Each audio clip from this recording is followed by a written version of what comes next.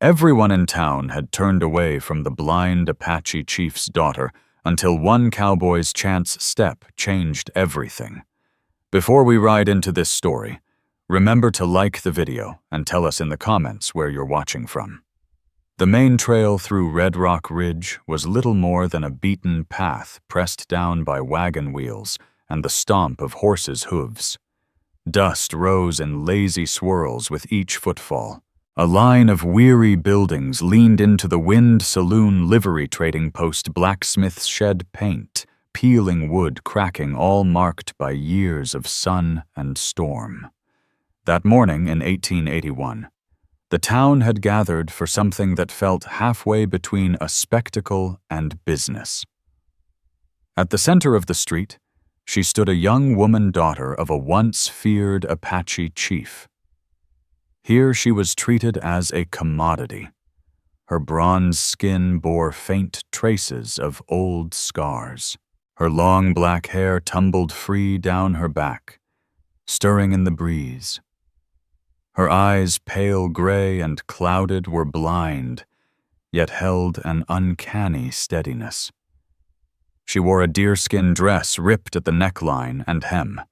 It revealed glimpses she had not chosen to show. The townsfolk saw only weakness, something to mock.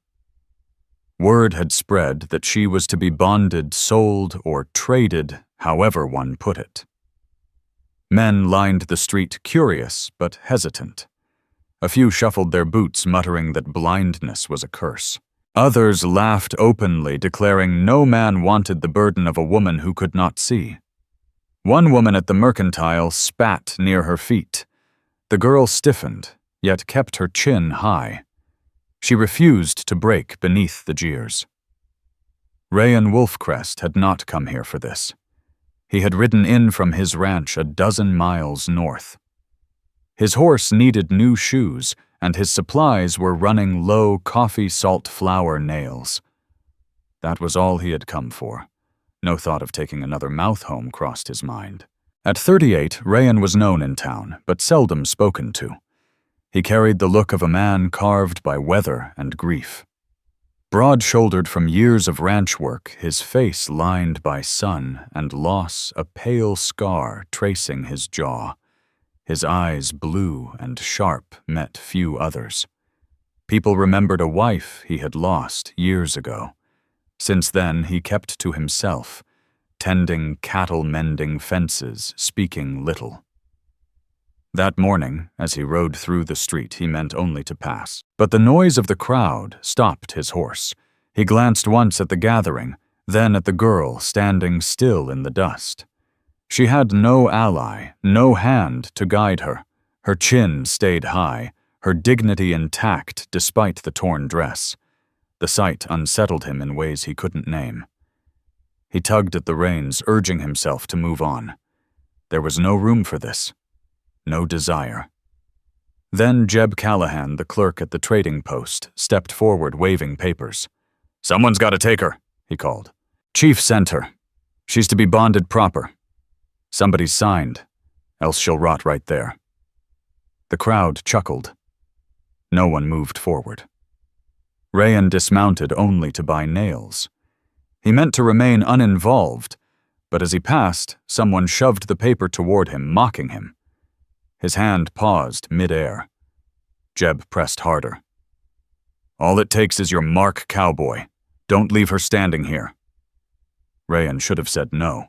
He felt the weight heavy in his chest, the same heaviness that came whenever someone pressed too far. Grief and exhaustion slowed him. The paper slid across. His signature went down before he realized he'd given it. When he looked up, the crowd fell silent.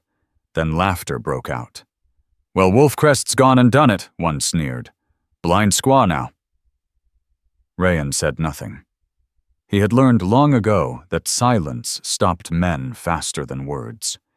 He folded the paper into his coat. His eyes returned to Teya Windflower. She hadn't moved. Somehow she seemed to know without being told. Her heart pounded beneath calm features. She had braced for rejection, each laugh a cut. When a man with a scarred jaw reached toward her wrist, she flinched, but did not pull back. Instead, Rayan lifted her arm and guided her toward his horse. The lightness of her wrist surprised him. Her skin was warm against his calloused hand. He said nothing as he swung into the saddle. For a moment, he hesitated. Teya's hand rested loosely in his, a quiet weight he could not ignore. It would have been simple enough to leave her standing there, papers in hand. Yet when Rayan Wolfcrest's gaze fell on Teya Windflower, her blind eyes steady, despite the dust around her, he could not turn away. "Come on," he muttered under his breath, his voice rough with unease. Bending low, he wrapped an arm around her waist and lifted her gently onto the horse behind him. She settled quietly, her small hand gripping the back of his coat. The crowd erupted in jeers again, but Rayan pressed his heels into the horse, urging them forward. Red Rock Ridge shrank behind them, fading into dust and distance. Ahead stretched miles of open land, and beyond that his ranch, a weathered house left empty, since Lyra Sunmeist's passing, a place of silence he had long grown used to. He wondered for a fleeting second what it might mean to bring her here. He told himself it was chance, a misstep of papers and hesitation. Yet as he felt the slight weight of her hand resting on him, he knew there was no undoing it. She was now his responsibility. Teya spoke nothing, but she understood the truth. She was not abandoned. She was not cast aside. Her fate, whether for better or worse, was tied to the quiet cowboy who had never meant to claim her. The horse carried them across the open plains, neither speaking, only the rhythm of hooves breaking the stillness. The woman rode close behind him, arms lightly holding his coat. Rayan felt it more than he wished to admit. She kept herself careful, never clinging, yet every shift reminded him she was there. The ride to the ranch was long. The land stretched wide grasslands broken by half-standing fences, the foothills rising faintly in the north. Late afternoon sunlight filtered through thin clouds, painting the world in pale gray. By the time they crested a rise, his weather-beaten cabin came into view, small and leaning walls still holding smoke, barely drifting from a cold chimney. Rayan had let the fire go out during his trips to town. He felt Teya adjust slightly as the horse slowed. Though she could not see, she sensed the change in rhythm. Her blind eyes lifted as if catching details invisible to others. "This your place?" she asked, softly, calm but edged with tension. "Yes," Rayan said, voice rough. She asked no more, and that unsettled him. Most women he had known in town would have demanded answers, reassurances. She gave none. At the porch, he swung down and gripped the reins. He hesitated before reaching for her. She waited, hands still. He took her wrist once more, firm but gentle, and helped her to the ground. Her boots touched the earth. She stood straight, shoulders squared, refusing to lean more than necessary. Inside, shadows clung to every corner. Rayan lit a lantern, the flame casting weak light across the single-room cabin. A narrow bed pushed against the far wall, a stove near the center shelves cluttered with Tin's tools, and a Bible untouched for years. Teya inhaled faintly, taking in the smell of ash, sweat, leather, and dust. "This where you live?" she asked softly. "Yes," he answered. A sudden urge to explain rose in him, though he rarely explained anything. "It's enough." She tilted her head toward the sound of his voice. "It will do," she said simply, firm, yet not mocking. Rayan set about the stove, kindling the fire, striking flint, until a flame took. He wanted to ask her name, though Jeb Callahan had spoken so briskly in town that he couldn't remember clearly. "What do they call you?" he asked at last. Her lips pressed together before she answered. Teya, he repeated softly, testing the sound in the cabin. Teya Windflower, she nodded faintly. And you, Rayan Wolfcrest, his name carried in the quiet. Her blind eyes seemed to fix on the sound, acknowledging him. She said nothing more. He noticed then just how torn her dress truly was, the neckline split enough to reveal the upper curve of her chest. Fabric frayed at the edges, hem ragged above her knees, beads and shells clinking faintly with each move. He looked away quickly, guilt pressing into his chest. She had been mocked in town. He did not want her to think he was another man staring at what she hadn't chosen to reveal. He took down bread left from the day before, slicing thick pieces and placing them on a plate. She moved carefully toward the table, one hand reaching until she found its edge. He watched as her fingers traced the grain of the wood, then found the bread. She ate silently small, steady bites, as if she had gone too long without food, and could not trust there would be more later. Rayan ate sparingly, unable to shake the image of Teya Windflower standing alone in the street while the townsfolk jeered at her. He questioned himself. Why hadn't he simply ridden past? Why had he signed the paper?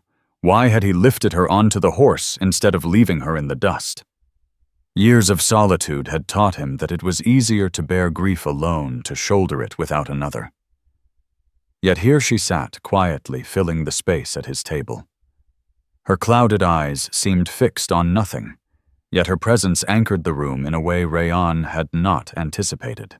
"You didn't choose this," she said, suddenly breaking the silence. His fork paused mid-air. "Neither did you," he replied. Her lips curved faintly, a shadow of a bitter smile. No, the truth hung heavy between them. Rayan rose and retrieved the only blanket he owned that wasn't torn. He spread it carefully across the bed, hesitating for a moment. It was the only one in the cabin. He considered offering her the chair by the fire, but the image of her curled, blind, and weary did not sit right in his mind. "You take the bed," he said firmly. Her brows lifted slightly. "And you?" she asked. "The chair will do," he answered, and she hesitated before nodding. Teya slipped out of her worn shoes, placing them neatly by the wall, and lowered herself onto the mattress. She did not lie down immediately, only sat with hands folded in her lap as if listening for the judgment of the world. Rayan turned his back, settling into the chair, elbows on his knees. In the quiet, his own thoughts became harder to ignore. He remembered Lyra Sunmeist, the way she had laughed the soft songs while mending shirts. Those memories haunted him nightly since her passing. Now, another woman lay in his bed, neither by his choice nor hers. A pang of guilt struck him. Was he betraying Lyra simply by allowing it? He clenched his hands, telling himself it was circumstance, nothing more. Glancing back, he saw Teya finally lying down, hair splayed across the quilt. Her blind eyes were closed, breathing steady. She seemed smaller now, somehow younger, stripped of the pride she had carried through the street. A strange pull rose in his chest. Not desire yet, but something closer to empathy. She had been cast off, mocked, unwanted. He knew the weight of being left alone. The fire cracked as the wind pressed against the cabin walls. Inside, the space felt less hollow than it had in years. Rayan leaned back, uneasy, but no longer entirely alone. He considered what the townsfolk would say if they saw her here, what it meant that he had signed his name, binding her to him in a choice he had not planned. Would she stay once she realized who he truly was, a broken rancher with little to offer but silence and hard work? Yet as sleep finally tugged at his eyes, the quiet rhythm of Teya's breathing filled the cabin, a proof that leaving her behind had never been an option. Morning broke woody, gray, and sharp over the hills. Rayan stirred in the chair by the stove, his back stiff from the awkward night. He had never liked sleeping anywhere but his own bed, yet last night he had given it up without a second thought. The steady presence of another's breathing had filled the silence of the cabin. Though he barely closed his eyes, the night passed without the usual crushing loneliness. Blinking against the weak light, he pushed himself up the boards, creaking beneath his boots. Teya remained on the bed, hair dark against the pillow, her blind eyes closed. She looked serene, hands curled lightly, as if ready to defend herself even in sleep. Rayan lingered a moment, unsure if he should wake her. Having lived alone for so long, he had forgotten what it felt like to share a roof with another body. He wasn't certain what rules guided this new life. Finally, he let her rest and stepped outside into the cold. The ranch stretched wide beneath the pale sky fences, sagging corrals leaning the barn weathered and worn. Near the back, Lyra's grave rested by the cottonwoods, a fading marker of years gone by. Rayan let his gaze linger for a moment, guilt stirring. What would Lyra think of Teya now sleeping in his bed? Shaking the thought away, he busied himself with the water pump, filling a bucket. Upon returning, Teya was awake, sitting at the edge of the bed blanket, wrapped tightly around her shoulders. Her blind eyes turned toward the door, alert and cautious. She hadn't spoken. Perhaps she didn't know if he intended for her to remain at the ranch. He set the bucket down and cleared his throat. "There's water here," he said simply. She nodded faintly, her hands moving slow but certain with each measured step to the bucket. Splashing water over her face and hands, she did so with practiced care, asking no help. Rayan warmed what remained of the previous night's bread and placed it on the table with coffee. Teya joined him, locating the chair entirely by touch. Rayan noticed again how little Teya Windflower ate small, careful bites, as though saving them for later. He frowned and finally spoke. "There's more food here, you don't need to hold back." Her blind eyes turned toward him, steady and unreadable. "I've learned not to trust when it comes," she said softly. Rayan hesitated, unsure how to answer. He nodded once, pushing more bread toward her side of the table. When breakfast ended, Rayan gathered his tools ready to begin repairing the fence line. He assumed she might stay inside, perhaps rest, but as he moved toward the door, he heard her rise. "Where are you going?" she asked. "The fences need mending." "I can help," she replied firmly. Rayan stopped, taken aback. "You can't see the posts." Her chin lifted slightly in determination. "I can carry the tools. I can listen for where you are," she said. Rayan studied her. Part of him wanted to refuse. The land was rough, the labor demanding, and her blindness made everything more difficult. Yet she looked determined. He had learned long ago that denying someone's will only bred bitterness. He gave a short nod. "All right, you carry the nails and hammer." She followed him outside, hands gripping the pail's handle with careful precision. The cold bit at their faces, the wind tugging at her loose hair. She stumbled once over uneven ground. An instinct made Rayan reach to steady her. His hand rested lightly on her arm, firm but gentle. She caught her balance and nodded, refusing to pull away. Together they reached the broken stretch of fence where the posts leaned crookedly.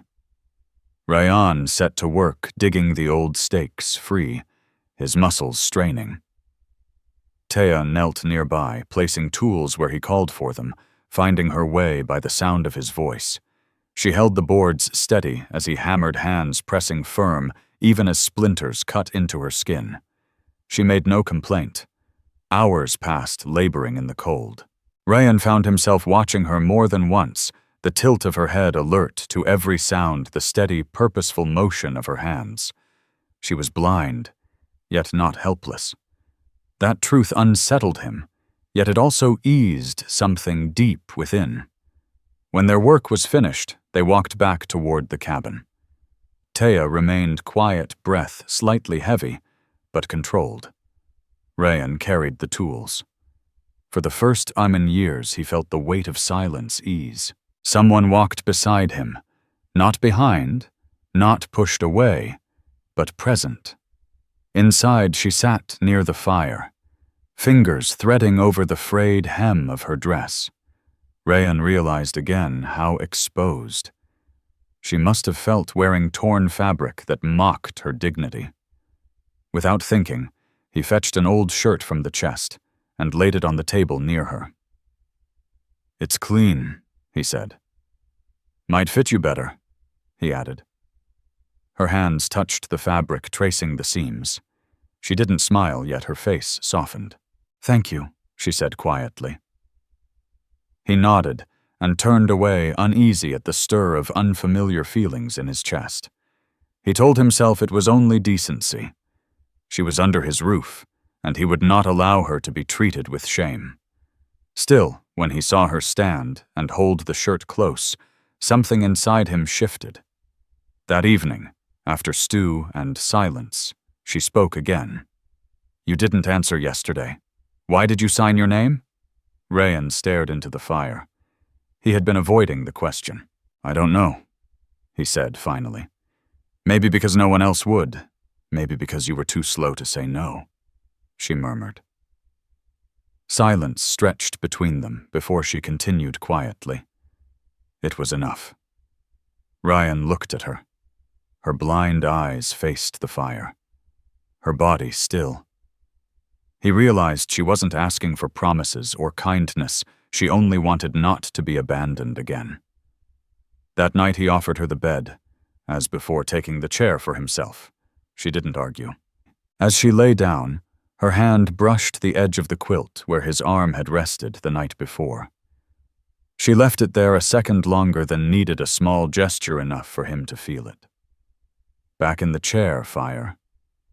Lo, Rayan's body weary from the day's work. He felt a subtle shift. For the first time in years, the ache of grief changed shape. It did not vanish, but he was no longer the only soul in the cabin carrying weight. In that unspoken truth, something began between them neither could yet name. 2 days later, snow began to fall, first thin, then heavy, covering the ground in white. Rayan rose before dawn, as always pulling on his boots, his breath visible in the cold cabin air.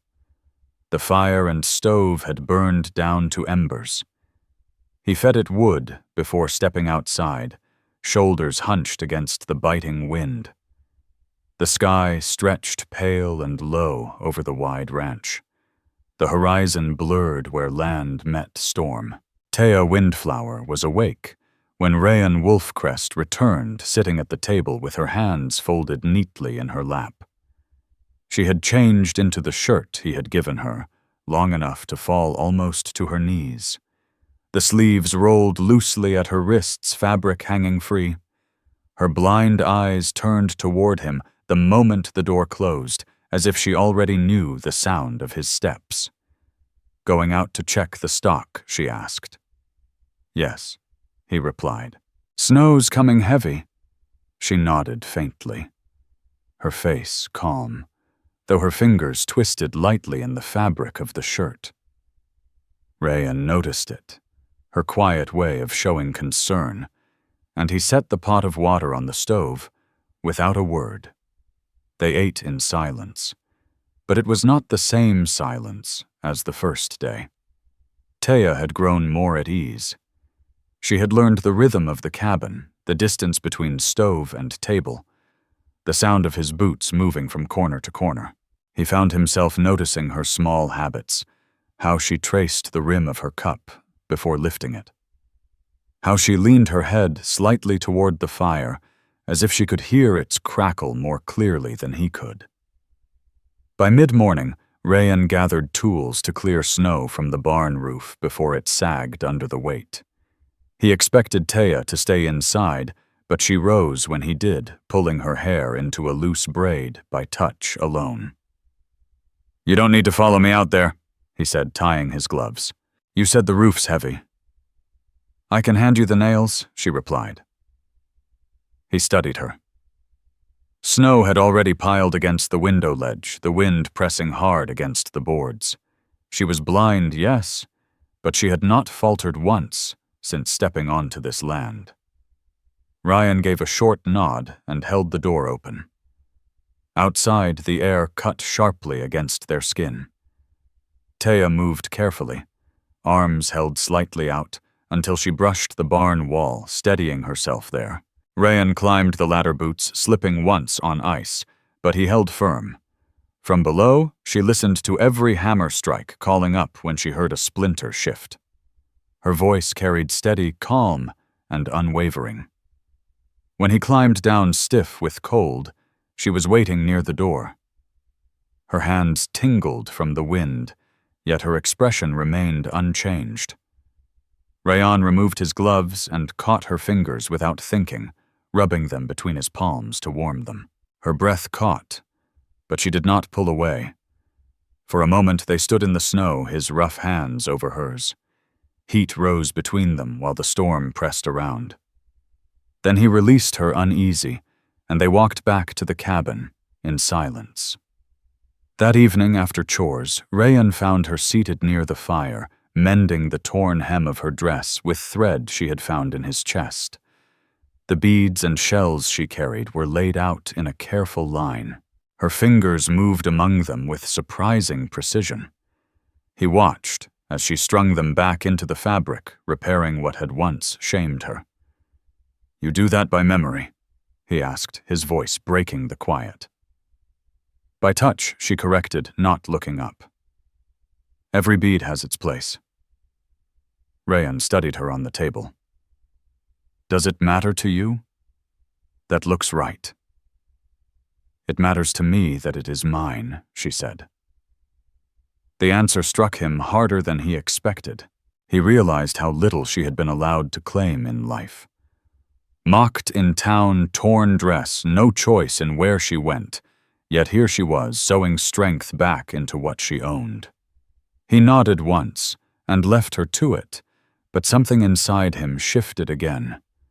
That night when she rose from the table, her shoulder brushed against him. Neither moved at first. He felt her warmth through the thin fabric of the shirt she still wore. Her body was close enough that he could smell the faint trace of smoke in her hair.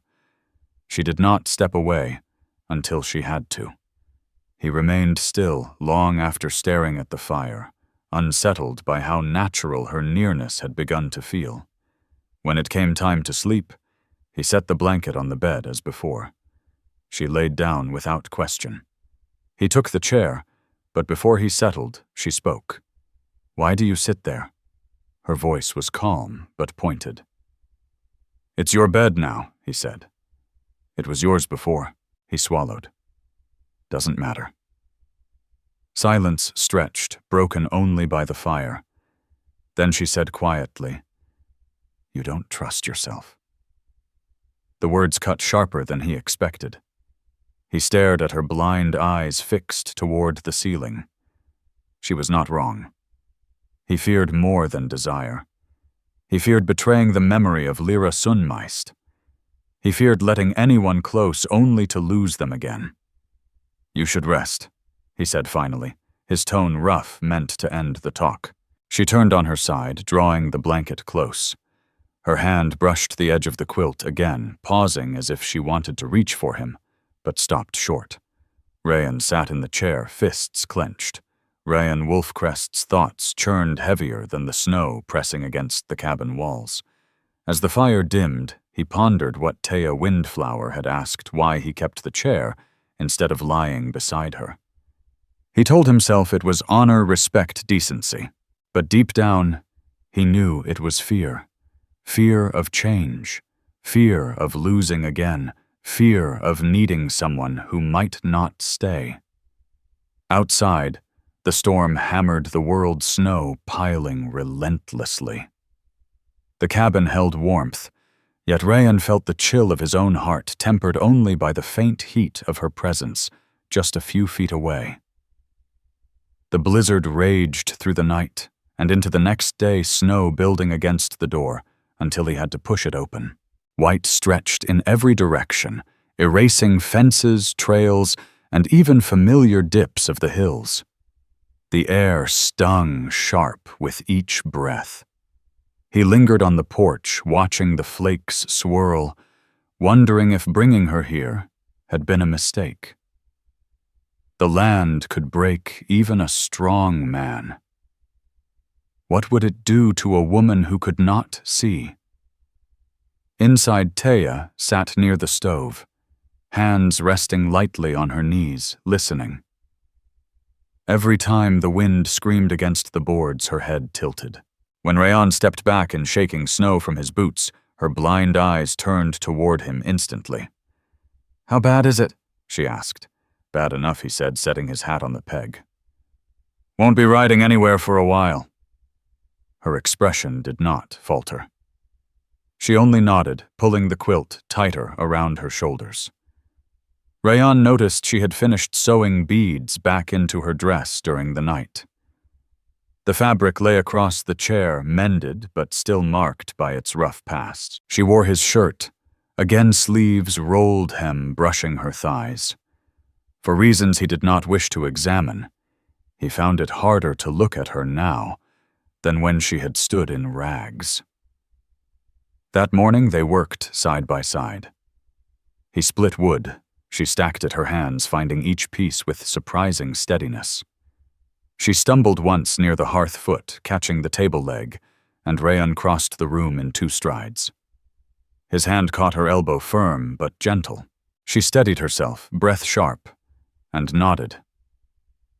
"I'm fine," she said, though her hand lingered on his arm longer than needed. He did not move. For a moment the cabin held only the crackle of the fire. Her fingers traced lightly along the sleeve of his coat, memorizing its line before she let go. Rayan stepped back, unsettled. He told himself it meant nothing, yet the heat of that small touch lingered in his chest the rest of the day. By afternoon, the storm eased, leaving the world buried under snow. Rayan pulled on his coat and prepared to check the creek near the back pasture. The thaw beneath the snow sometimes forced ice loose, and a sudden flood could sweep down without warning. He meant to go alone, but Teya rose and followed, letting him know she would accompany him. "You can't walk out there blind," he said sharply. Her chin lifted, then she added, "Let me hold your arm." Rayan hesitated, torn between reason and the quiet pride in her voice. Finally, he extended his arm. Her hand slipped into the crook of his elbow, light but firm. They stepped into the snow together. The wind had calmed, but the land remained brutal. Snow reached her knees, and more than once she stumbled, gripping him tighter. Each time he steadied her arms, strong at her waist. She said nothing. Breaths quick, visible in the cold air. When they reached the creek, he bent low to inspect the ice. Cracks had spread along the edges, water shifting below. He muttered a curse. "It'll break soon. Could sweep the fence posts if we don't brace them." "Then we brace them," she said simply. He turned to her, surprised. "You don't even know what you're agreeing to." Her clouded eyes faced him, calm but firm. "I know work. Tell me what to do." For the next hour he directed her while he hammered support beams. She carried stakes past tools, held boards steady with hands braced strong. The cold bit at them both, but she never complained. Rayan found himself watching her more than the fence. She was blind but moved with dignity, refusing pity. That truth pressed into him harder than the wind. When the work ended, they trudged back to the cabin. Halfway across the field, her foot slipped on a hidden patch. She fell against him, chest pressing into his as he caught her. Arms wrapped instinctively around her, holding her upright. For a moment, neither moved. He felt the heat of her body through the shirt, the curve of her waist beneath his hand. Her breath came fast, lips parted as if she might speak. but she remained silent. Rayan held her longer than necessary, pulse hammering. With effort, he set her back on her feet. Careful, he muttered, voice rougher than intended. Inside, the cabin's warmth enveloped them. She removed the damp sleeves of his shirt, wringing water from the fabric. He hung his coat, avoiding her eyes, though he knew she couldn't see him anyway. The silence between them felt heavy, charged with something neither had spoken. That evening, while Rayan Wolfcrest stirred stew over the fire, Teya Windflower asked softly, "Why do you live alone here?" He froze the spoon heavy in his hand. The question struck deep. He had avoided telling her, avoided even thinking it aloud, yet he knew she deserved the answer. "My wife," he said, finally, his throat tightening. "She died years back. After that, I stayed out here alone." Teya was silent for a long moment. Then she said, "And you keep her bed empty to honor her?" He turned, meeting her blind gaze, though she could not return it. "I keep it empty because I don't know how to share it again." Her hands gripped the quilt across her lap. "I'm not her," she said quietly. "But I'm not nothing either." The words struck him harder than he wanted to admit. He looked away, unable to answer. That night, as she lay down, she did not leave her hand trailing on the quilt as before. Instead, when he passed her side of the bed, she reached out and caught his wrist. Her fingers were small, firm. "You feared too much," she said softly. "I fear being cast away. That is worse." Rayan stood frozen, wanting to pull free to retreat into the silence he knew best. But he did not. He let her hold him, her blind eyes steady on the darkness, until finally her grip eased and she turned on her side. He sat in the chair again, chest heavy thoughts louder than the storm outside. She had said what he had not dared think. That grief had bound him as tightly as her blindness bound her. And in that shared truth, the walls he had built around himself began to feel less solid. The fire burned low. He closed his eyes, hearing her breathing. For the first time, he let the thought form clearly in his mind. He did not want to go on alone. The storm broke on the third morning. Snow had stopped falling, leaving the land buried in silent white, only the faint creak of trees under ice disturbing it. Rayan stepped outside first, coat pulled tight. His boots sank deep with each step.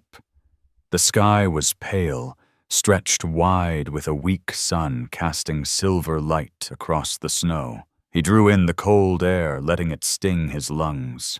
For the first time in days, the grip of worry eased. At least the worst of the weather had passed.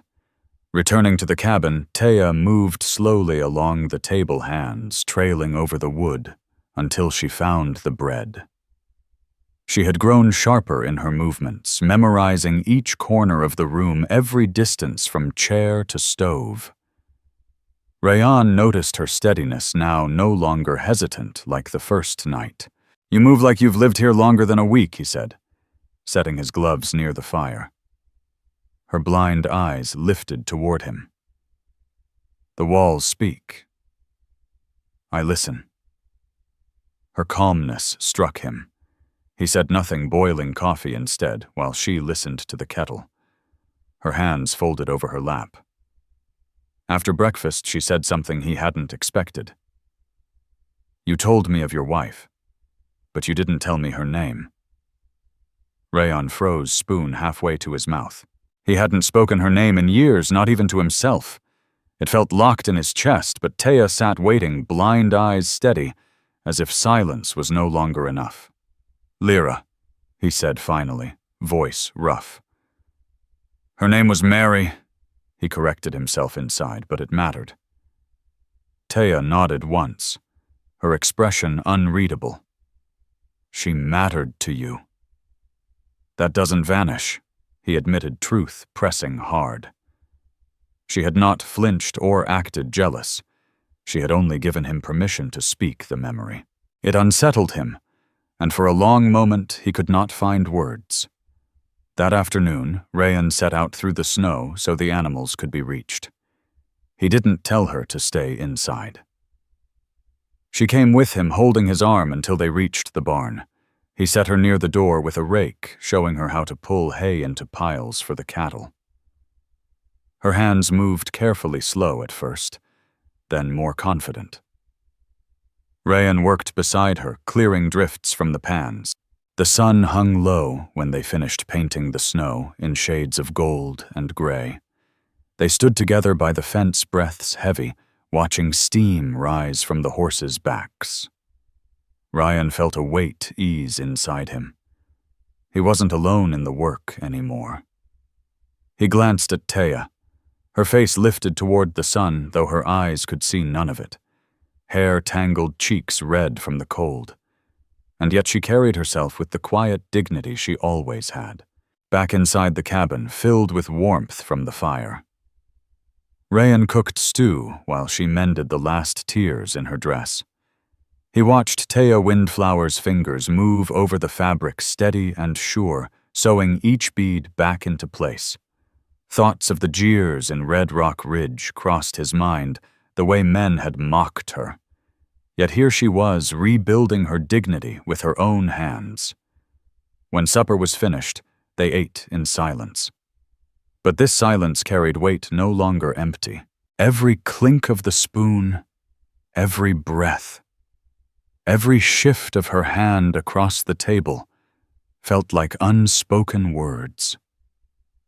After clearing the dishes, Teya sat near the fire, hands resting lightly in her lap. Rayan Wolfcrest leaned on his knees across from her. He found himself staring at the line of her face, the curve of her shoulders beneath the shirt she still wore. He told himself to look away, but he couldn't. "You watch me," she said, suddenly calm and even. He stiffened. "I didn't mean to." Her blind eyes turned toward him, and for once, there was no distance between them. "I feel it. It doesn't frighten me." The words took him off guard. He swallowed, throat dry. Years of silence had carried grief like a wound that never healed. Now this woman, unwanted by all others, sat across from him and declared she did not fear his gaze. His chest tightened not from pain, but from a dangerous pull he could not name. He rose abruptly, pacing once to the table and back. She didn't move. She only listened, calm, steady head tilted slightly. Finally, he stopped before her. "Teya," he said quietly. "Yes," she replied. He crouched so they were level, lifting a hand slowly, giving her time to stop him. She did not. His rough palm brushed her cheek. The warmth of her skin startled against his calloused hand. Her breath caught, but she did not turn away. She lifted her hand, sliding it over his jaw. Her fingers traced the scar there, soft but deliberate. Rayan closed his eyes. It had been years since anyone had touched him with such care. His pulse hammered in his ears. He leaned closer, slow and uncertain, until his lips brushed hers. The kiss was steady, restrained, nothing rushed. She answered, lips, soft hands, firm against his jaw. When they parted, she whispered, "You're not alone." Rayan Wolfcrest. He pulled back just enough to look at her face. Her eyes were blind, but her expression was clear. She had chosen him not out of desperation, but quiet certainty. He felt something shift deep inside, as if the grief he had carried made room for something else. He rose, chest tight with emotion he couldn't name. "You should rest," he said, voice shaking. She lay down as before, but this time when he turned to the chair, she reached out and caught his hand. Her fingers curled around his firm. She didn't let go until he settled on the edge of the bed. He stayed there a long while. Their hands intertwined, fire crackling low. For the first time since Lyra Sunmest's death, he did not feel the crushing weight of the past. The cabin was quiet, but no longer hollow. The days following the storm were brighter, though the cold lingered. Snow still pressed high against the fence line, but the sky stretched clear, the sun casting long shadows across the white fields. Rayan Wolfcrest rose each morning with a new rhythm. No longer a man who worked and ate alone, he listened now for another's steps in the cabin. Teya's presence had woven into his routine so quickly that he wondered how he had endured the silence before. On the third day, trouble came. He saw the dust trail long before he heard the hoofbeats. 3 riders crested the hill from the direction of town, their silhouettes sharp against the pale horizon. Rayan narrowed his eyes, jaw tightening. He hadn't invited company in years, and knew what kind of talk followed him since the day in Red Rock Ridge. He stepped onto the porch shotgun, resting against the rail, though not raised. Teya came to the door behind him, hand brushing the frame. Her blind eyes turned toward the sound of hooves. She didn't ask who it was. She seemed to already know. The men pulled up near the corral, horses snorting steam into the cold.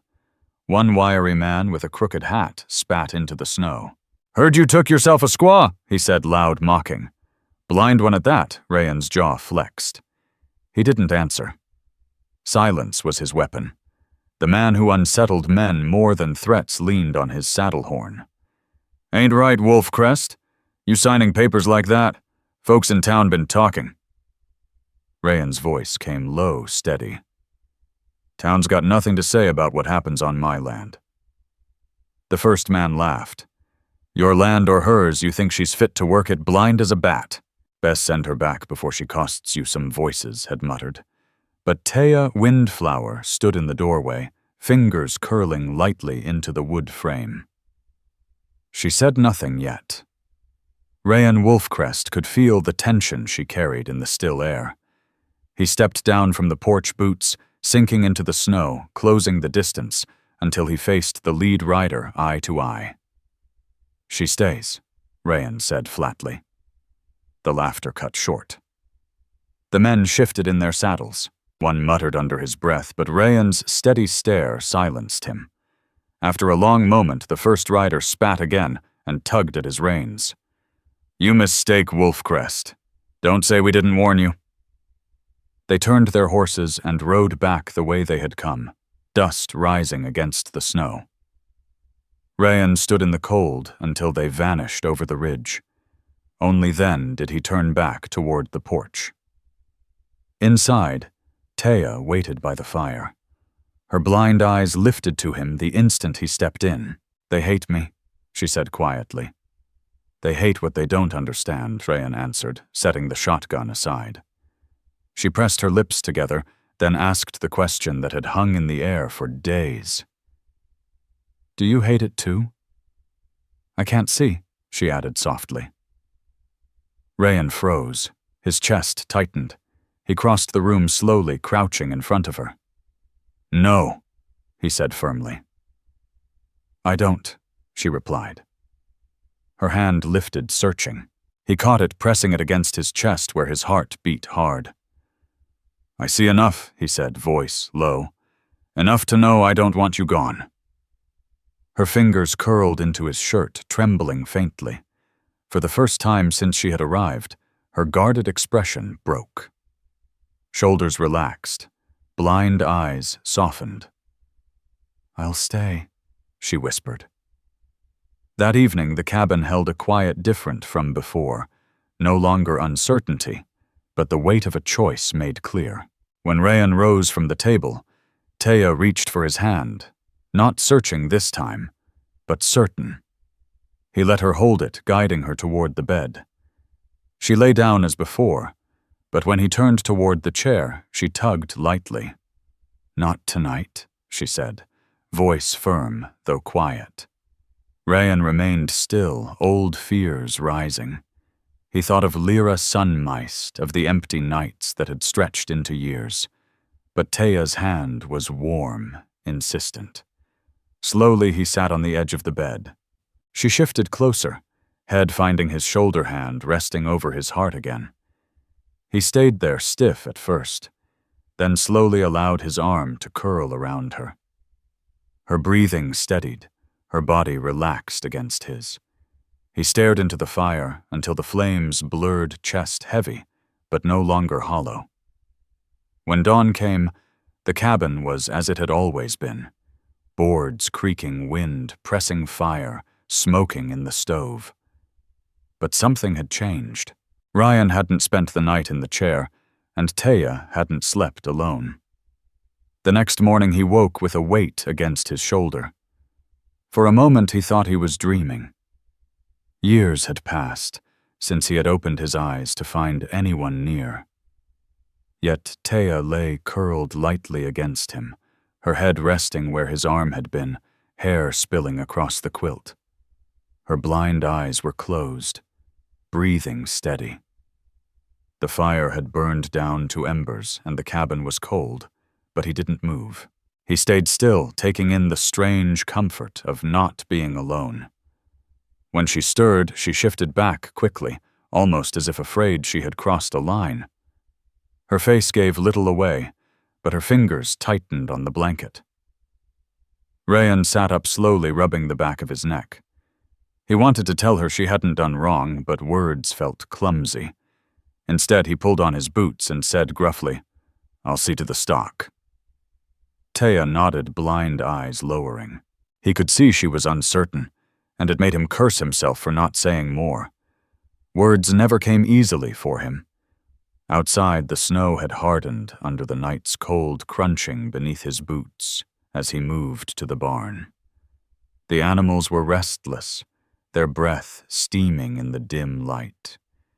He worked quietly, feeding and checking them, thoughts circling the same point, what it meant to allow someone into a place he had walled off for so long. When he returned, Teya was waiting with coffee already poured. She had navigated the small cabin with the ease of someone who had memorized every inch. She held out the cup toward him without hesitation. For the first time, Rayan noticed the certainty in her movements. She had claimed the cabin as her own as much as he had. "Thank you," he said, softer than usual. Her lips lifted faintly, and for once she looked less guarded.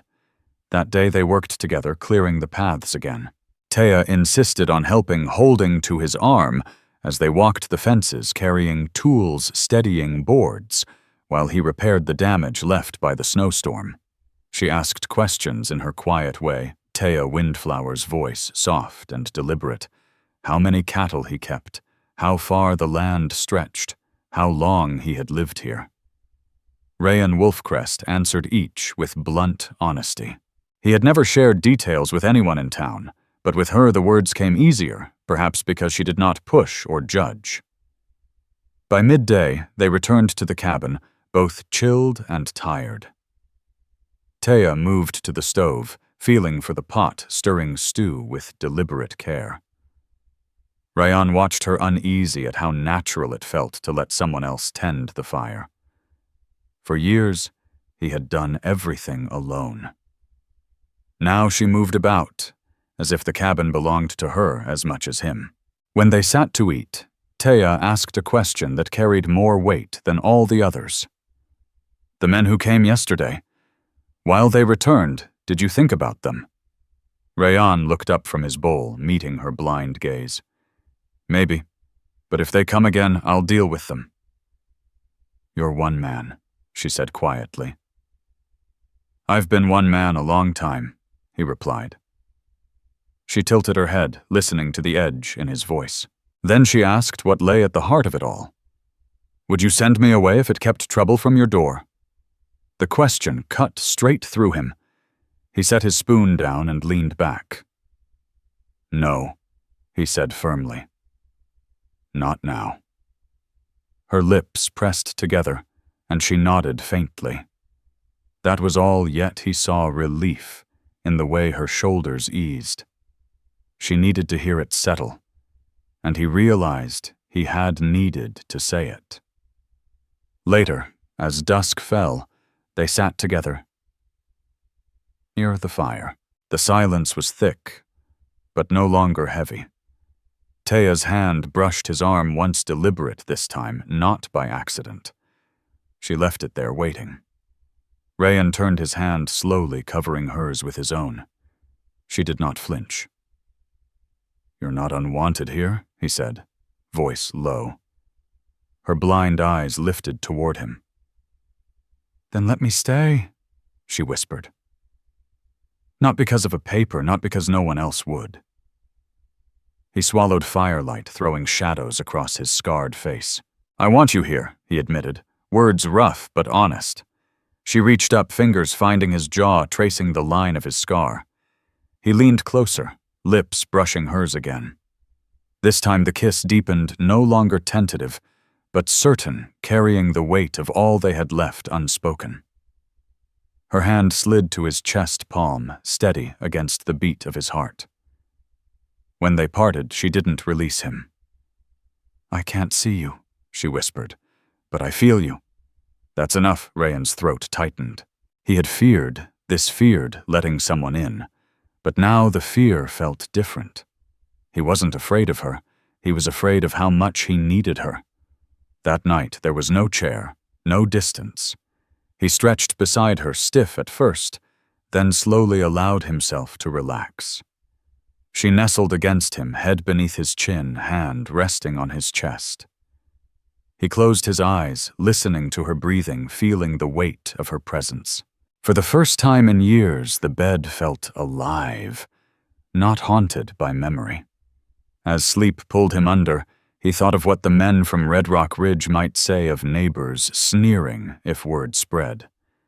But then he thought of her blind, unwanted by all, yet steady at his side.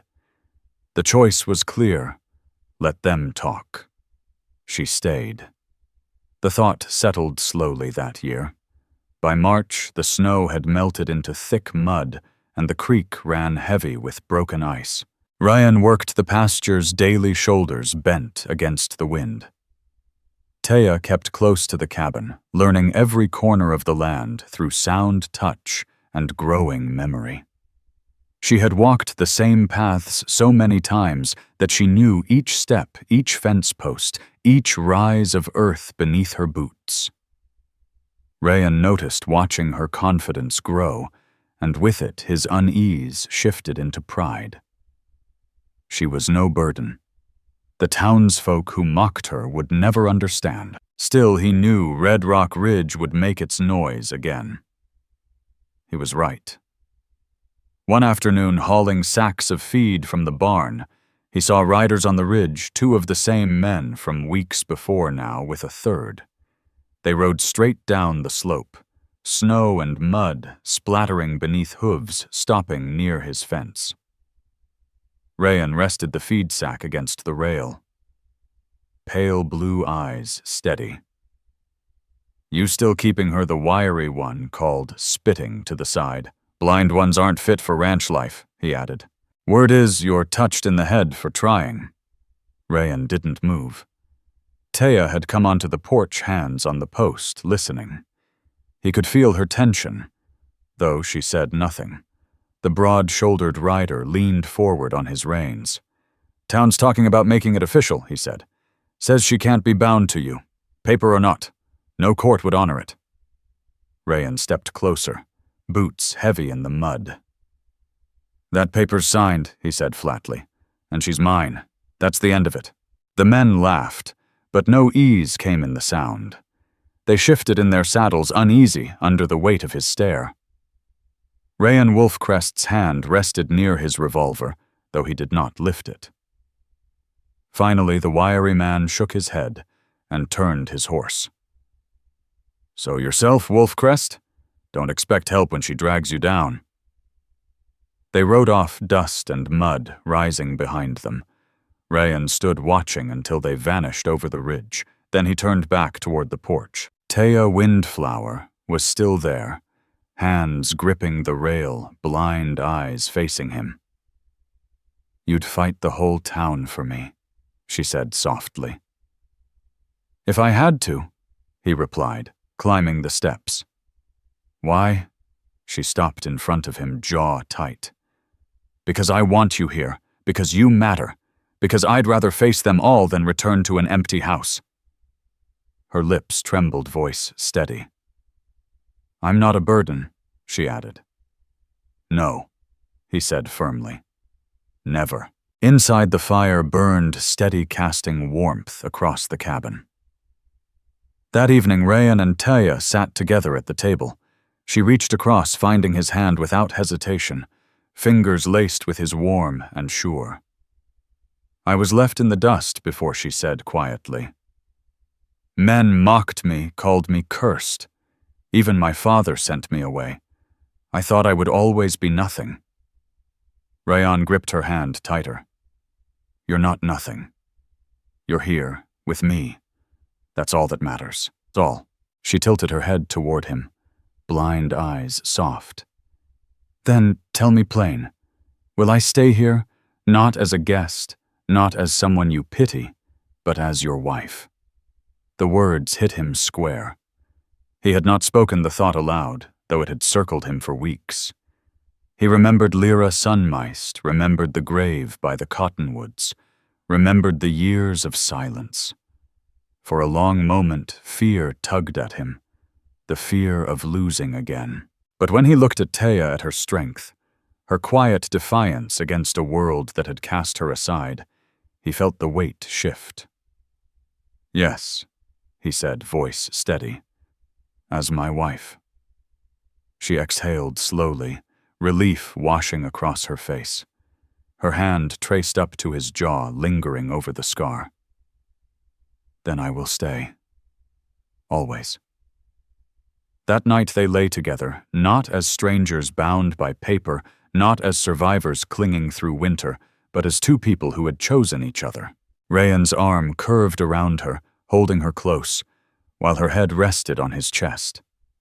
For the first time in years, peace settled deep inside him. The grief that had ruled him did not vanish, but it no longer owned him. Teya's presence filled the cabin with something stronger than memory life. Weeks later, spring arrived. The land thawed, grass pushing green across the fields. Rayan worked the cattle, while Teya walked the fence lines with sure steps, hand brushing each post as she passed. Together they planted seeds, mended the barn roof, and kept the fire burning at night. The once hollow cabin grew full. One evening, as the sun dropped behind the hills, Rayan carved a new marker from oak, setting it in the yard near the porch. On one side was Lyra's name, still honored. On the other, he carved Teya's, steady and deliberate. When she traced the letters with her fingers, her blind eyes softened. "Two names," she whispered. "Both seen, both loved," Rayan said quietly. She turned her face toward him, lips finding his in the fading light. This kiss was not tentative, not restrained. It was certain the seal of their choice.